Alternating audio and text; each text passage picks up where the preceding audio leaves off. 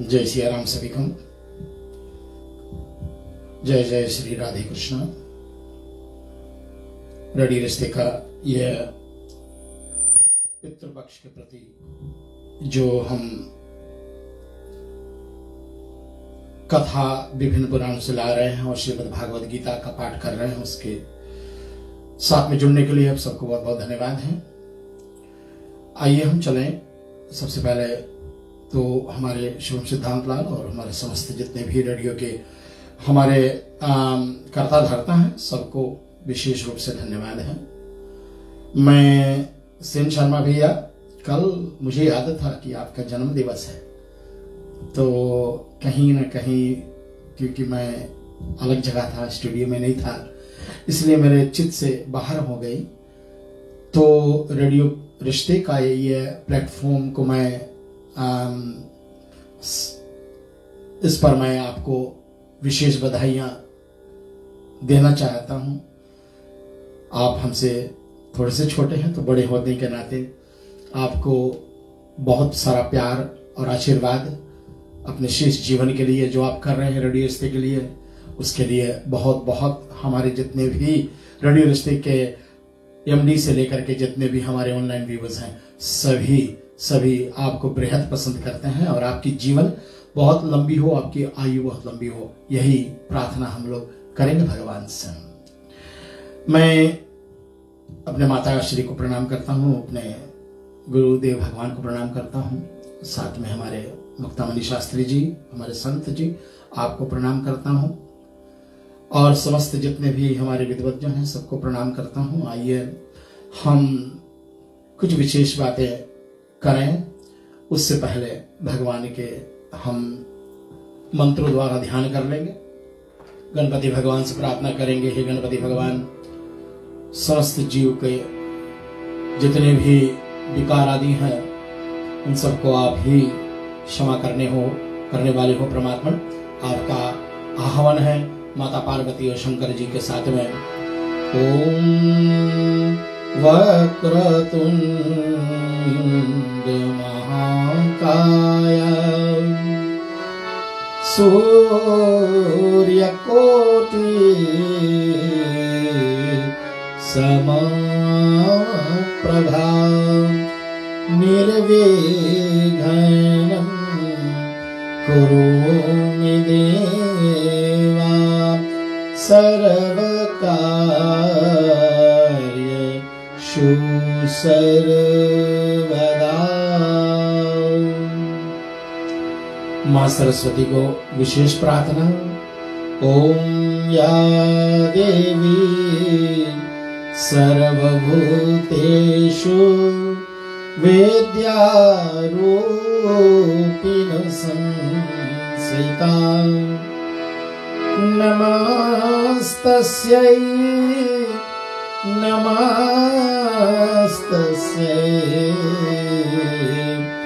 नमस्तस्यै नमो नमः। अपने अपने गुरुदेव को प्रणाम कर लें। गुरुर्ब्रह्मा गुरुर्विष्णु गुरुर्देवो महेश्वरा गुरुर्व साक्षात् परब्रह्मा तस्मै श्री गुरुवे नमः। गुरु जी के बाद में आइए श्री गोविंद भगवान को हम सब ध्यान कर लेंगे। क्षमा करना, मौसम बदल रही है इसलिए थोड़ा बहुत गले में खुराच आ रही है। ओम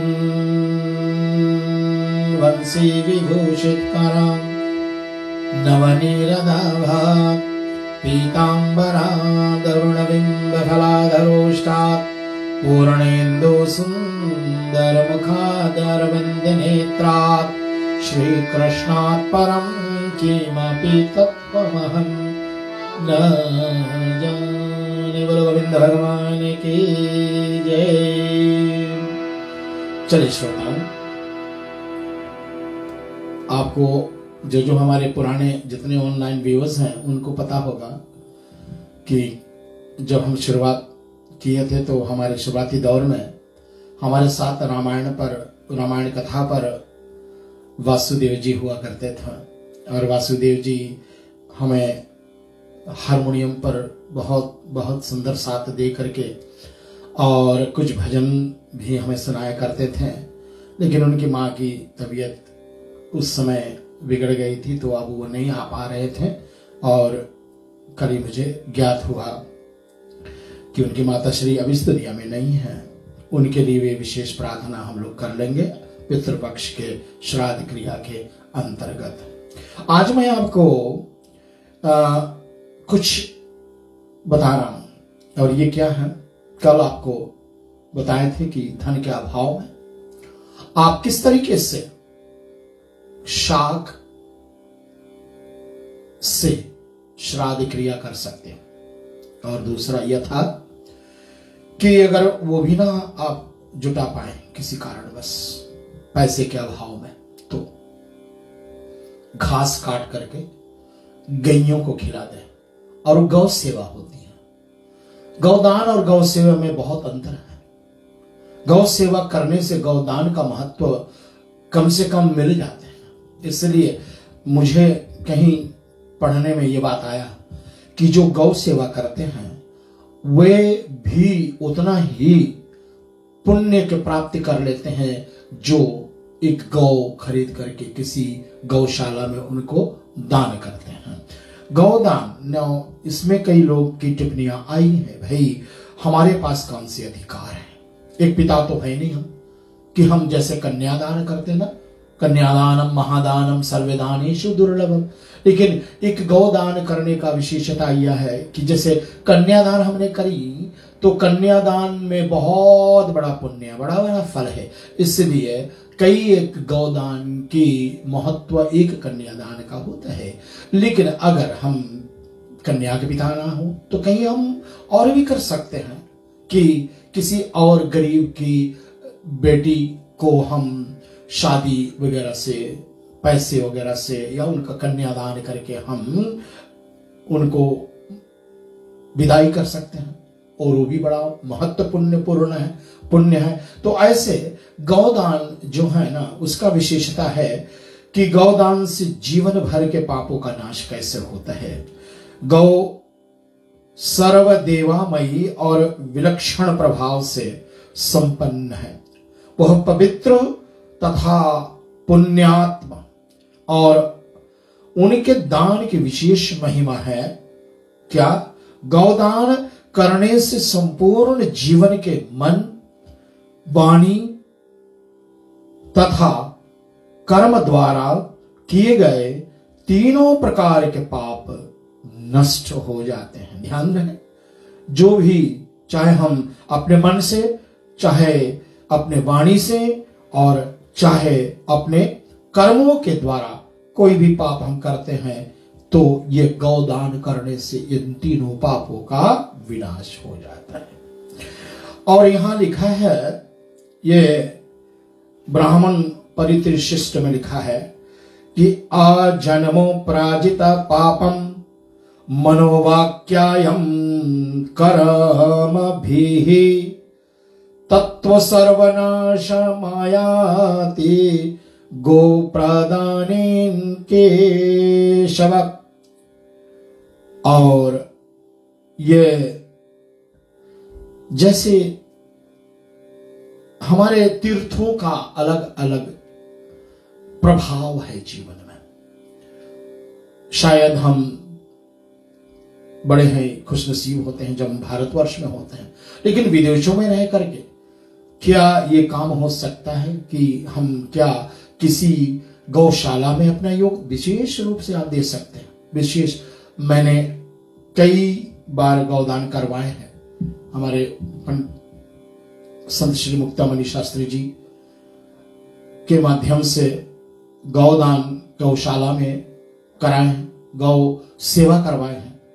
तो ये बहुत विशेषता रखता है जीवन में। हम इसको करें और जीते जी कर लेंगे तो और भी सुंदर बात है, मरने के बाद में करी जाती है तो मिलता तो है, हमारे शास्त्रों में इसका विधान है। लेकिन अगर मैं ये सब हम लोग अभी पढ़ रहे हैं, सुन रहे हैं, तो इसका प्रभाव हम पर आना चाहिए, क्योंकि हम जीते जी पुण्य करें, हम जीते जी दान करें, हम जीते जी गंगा जल और तुलसी दल अपने मुख में डाल लेंगे। क्योंकि वो भजन आपको याद है सबका, वो बड़ा सुंदर भजन है, हमारे पद्मश्री जलोटा जी ने इनको तरन्नम में गाया है और वैसे भी गाया है संगीत के माध्यम से भी। इतना इतना तू करना स्वामी, जब प्राण तन से निकले, गोविंद नाम लेके, तब प्राण तन से निकले। आगे पद में लिखा है, श्री गंगा जी का तट हो, यमुना का वंशी बट हो, श्री गंगा जी का तट हो, यमुना का वंशी बट हो, मेरा सावरा निकट हो, जब प्राण तन से निकले, गोविंद नाम लेके, तब प्राण तन से निकले। बोलो गोविंद भगवान की जय। इसलिए तुलसी, गंगाजल, गौदान, पुण्यकृत, ब्राह्मण भोजन, संतों का सेवा, अपने गुरुजनों का सेवा, अपने माता पिता का सेवा, अपने जो भी हमारे श्रेष्ठ हैं उनका सेवा करने से ये सब पुण्य हमें मिलता है। और उस पुण्य, साथ में गौदान करने से भी बड़ा पुण्य प्राप्त होता है। इसलिए हम दान की बात जब करेंगे तो 10 महादान कौन कौन से हैं उन पर थोड़ा सा 2 मिनट के लिए मैं रुक जाऊं। 10 महादान में गाय, भूमि, तिल, स्वर्ण, घी, वस्त्र, धान्य, गुड़, चांदी तथा नमक, ये 10 महान दान बतलाए गए हैं जीवन में। और अष्ट महादान कौन कौन से हैं, 7 महादान कौन कौन से हैं, और धान्य आदि की जो परिभाषा है ये कल आपके बीच में मैं रखा हूं। चले अभी हम श्रीमद् भागवत गीता के कुछ श्लोक का अध्ययन करेंगे और बिल्कुल हमारा समय 7:30 के आसपास में मैं स्टूडियो, हमारे निमरा पठान जी, मुझे याद नहीं आ रहा, मुझे पूर्ण विश्वास है जयंती पड़ियाची जी गोल्ड माइन तागुआ टाउन से, फिजी से हमारे अगले कार्यक्रम को लेकर के आते हैं। 6वां अध्याय श्रीमद् भागवत गीता, आत्मा संयम। आत्मा का हमने दूसरे अध्याय में इसका वर्णन करी गई थी कि आत्मा क्या है। आत्मा परमात्मा का अंश है और आत्मा कभी ना जन्मता है और ना कभी वह मरता है, और ना उसे कोई शस्त्र काट सकता है, ना कोई इसे अस्त्र छिद्र कर सकता है, ना कोई जल इसको भिगो सकता है, ना कोई हवा इसको सुखा सकता है, और ना कोई अग्नि इसको जला सकता है। तो नैनम छिदन्ति शास्त्राणि नैनम दहति पावक न चैनम कलेदयन्तो यातो न शोषयति मारुत। ये विशेषता है। तो आत्मा जो अजन्मय है, जो परमात्मा का अंश है, उसको कैसे संयमित करा जाए, ये प्रश्न। श्री भगवान बोले जो मनुष्य कर्म फलम का आश्रय ना लेकर के करने योग्य कर्म करता है वह सन्यासी तथा योगी है अर्जुन। और केवल अग्नि का त्याग करने वाला सन्यासी नहीं होता है, वह केवल क्रियाओं का त्याग करने वाला योगी नहीं होता है।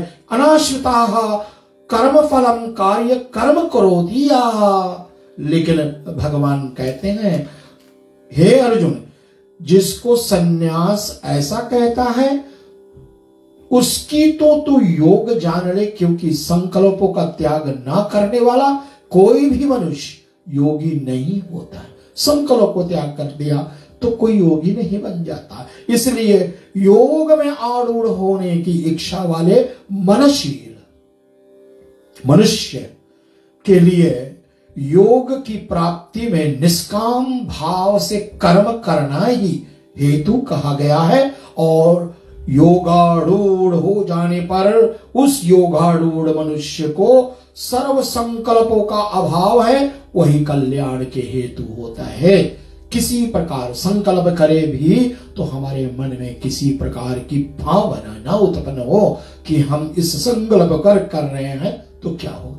ठीक है, संकल्प के बिना कोई यज्ञ भी तो नहीं पूरा होता है, इसका भी विशेषता है। हम कहीं भी कुछ करेंगे, पितृ श्राद्ध करेंगे, यज्ञ करेंगे, हम वार्षिक करेंगे, जो करेंगे बिना संकल्पों से, या सत्यनारायण की पूजा भी करें तो बिना संकल्प हम लेकर के ना करेंगे उसको, क्योंकि उसको करने का अभिप्राय यही है कि हमने अपना पहचान दिया है कि अमुक जगह, अमुक दिवस, अमुक तिथि, अमुक परिवार, अमुक गोत्र वाला हमने ये अमुक जो पुण्य की प्राप्ति के लिए से कार्य को किया है। इसलिए जिस काल में ना तो इंद्रियों के भोगों में ना तो कर्मों के आसक्त होता है, उस काल में सर्व संकल्पों का त्यागी मनुष्य योगारूढ़ कहा जाता है। कोई उसमें चाहत नहीं, कोई आकांक्षा नहीं, उसमें अपने आप ही अपना संसार समुद्र से उद्धार करके अपने आप को अधोगति में ना डाले, क्योंकि यह मनुष्य आप में ही अपना मित्र है और आप में ही अपना शत्रु है।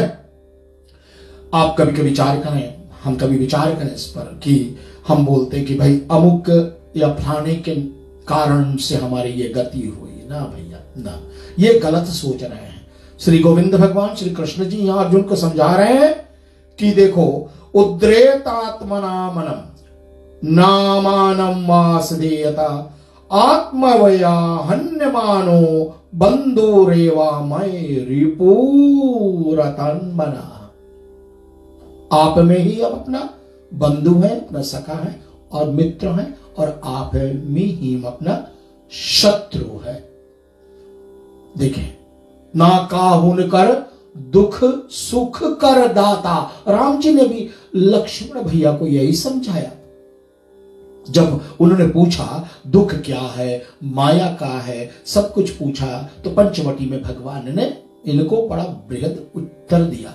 ना काहुन कर दुख सुख कर दाता निज कृत कर्म। हमारे कर्म ही निज कृत कर्म भोग सब भ्राता। उन्होंने कहा कि हम अपने कर्मों के ही माध्यम से सुखी होते हैं, अपने कर्मों के माध्यम से ही हम दुखी होते हैं।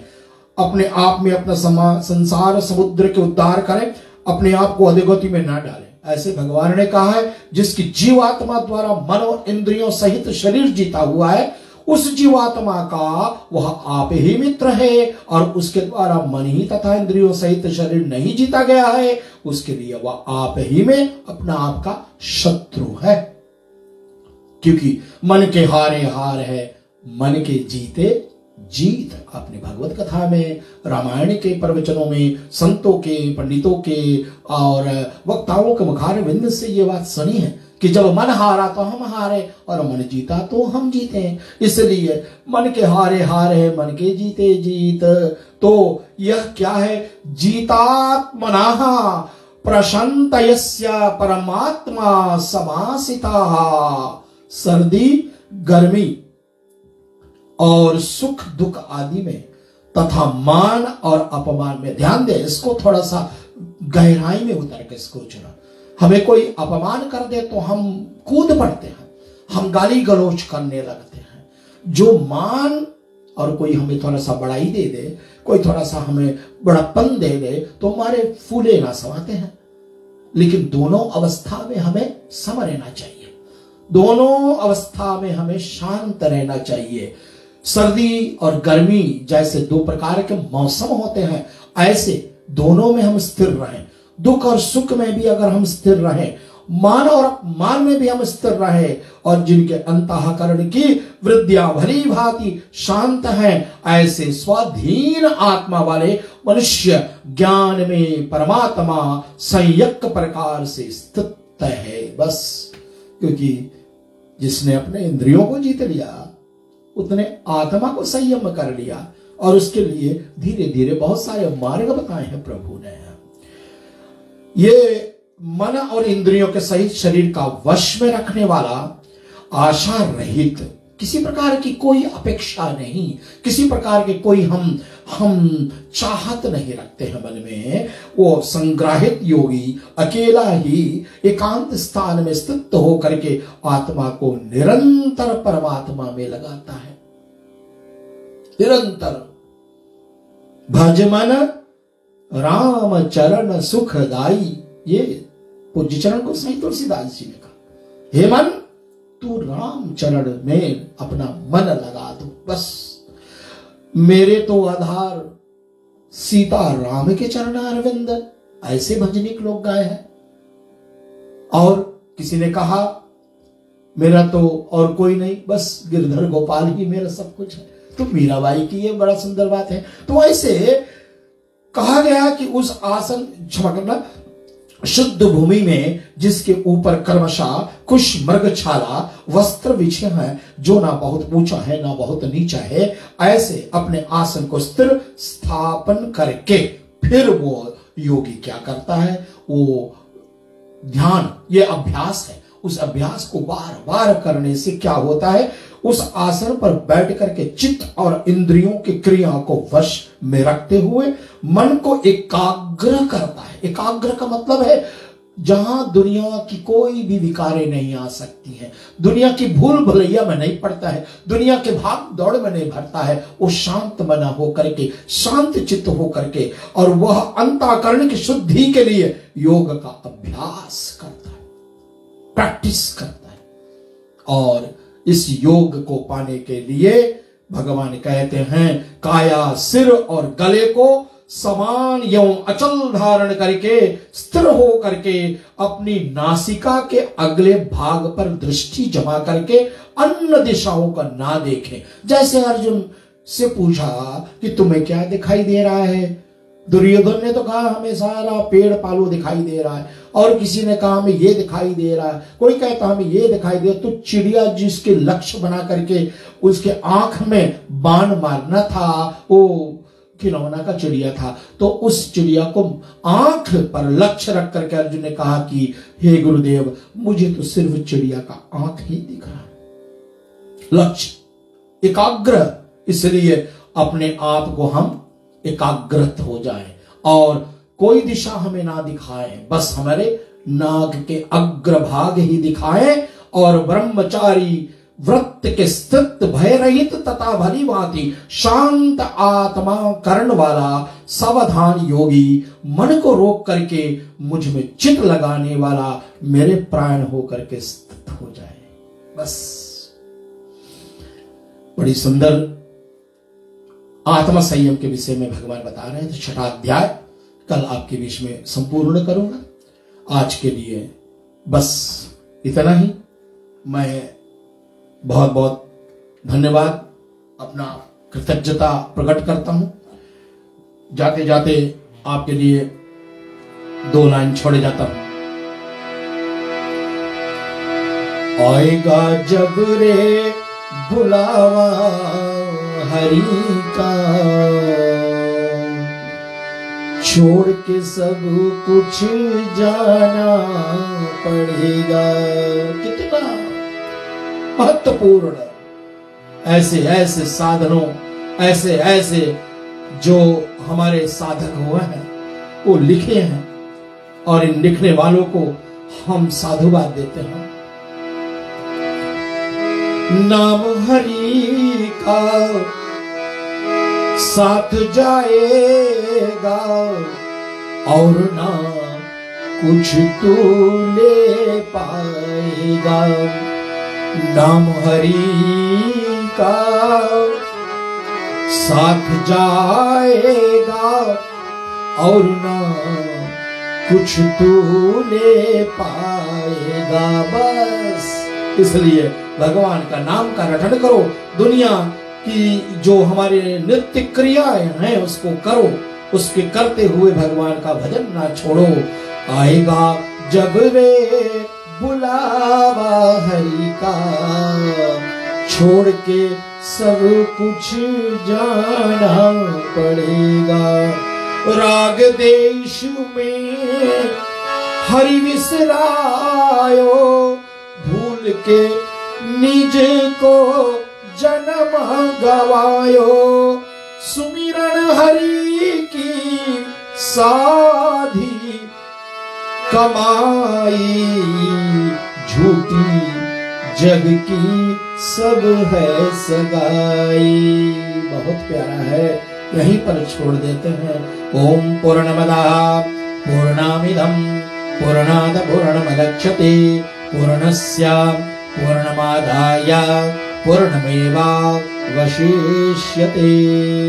मिथिलेश भैया धन्यवाद, आपने शेयर करी हमारी इस श्राद्ध क्रिया की कथा को हमारे चैनल पर, जो कई हमारे और भी लोग देख रहे हैं। रेडियो रिश्ते के प्लेटफॉर्म पर से आ रही हर दिन हर रात्रि को 7 बजे NZ टाइम पर हमारा ये कार्यक्रम। धन्यवाद सभी को। जय श्री कृष्ण, जय श्री राम।